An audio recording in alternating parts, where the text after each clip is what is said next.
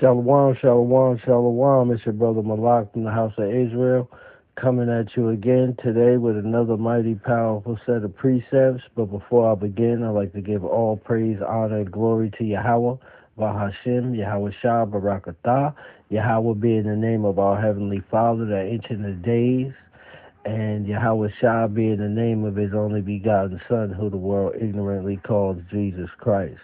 Now today, I want to bring out a couple of scriptures because in Israel right now, it's a big disruption and a big conversation about salvation for the heathen, right?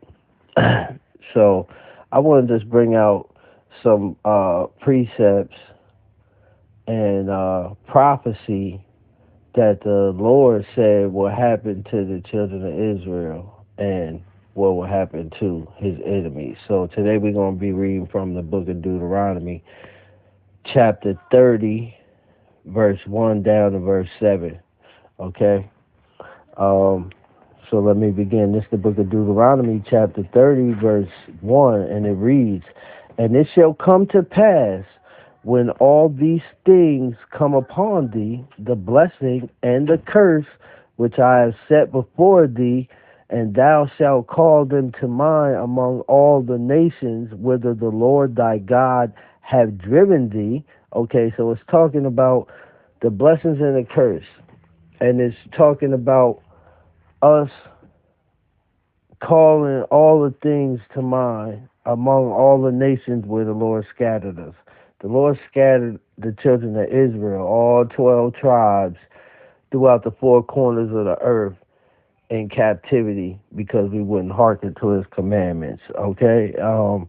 Verse 2, "And shalt return unto the Lord thy God, and shalt obey his voice according to all that I command thee this day, thou and thy children with all thine heart and with all thy soul." So it's saying, in a land where the Lord has scattered us among all these nations, right, if we rethink ourselves and return to the Lord and start keeping his commandments, us and our children, with all our heart and all our soul, verse 3, "that then the Lord thy God will turn thy captivity and have compassion upon thee, and will return and gather thee from all the nations whither the Lord thy God has scattered thee." All right, so he's saying right here, if we rethink ourselves and start keeping the commandments, the Lord is going to show mercy upon us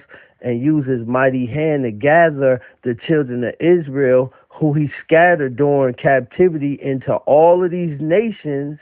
And he going what? Verse 4, "And if any be driven out to the unto the outmost parts of heaven, from thence will the Lord thy God gather thee, and from thence will he fetch thee." Showing that it don't matter where you at. He put us in everywhere. Australia, all kinds of islands I can't even pronounce.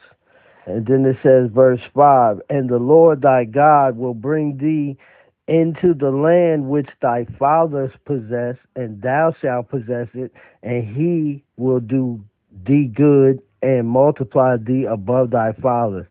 So now it's saying he going to take all of us from wherever he scattered us, no matter where it's at. He going to bring us together and put us in the land that he gave to our fathers, and will possess it, and we going to be fruitful and multiply everything above our fathers, right? So this is a glimpse of what salvation is going to look like for the Israelites, man.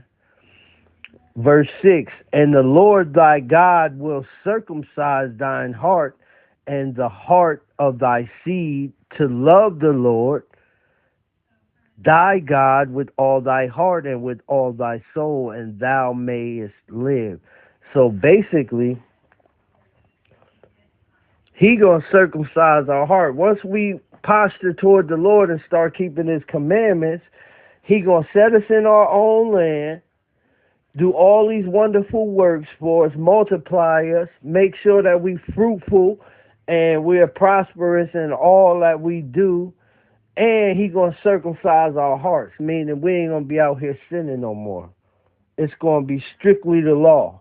We're gonna keep the law again as our heritage, right? And then it says, verse 7, and the Lord thy God will put all these curses upon thine enemies and on them that hate thee, which persecuted thee.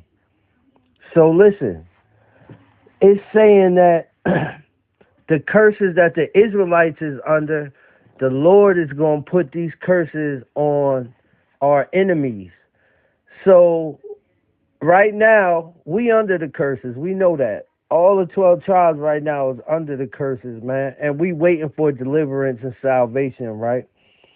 So, but it's saying in order for us to be pretty much getting delivered and have salvation, the Lord going to put the curses on our enemies, right?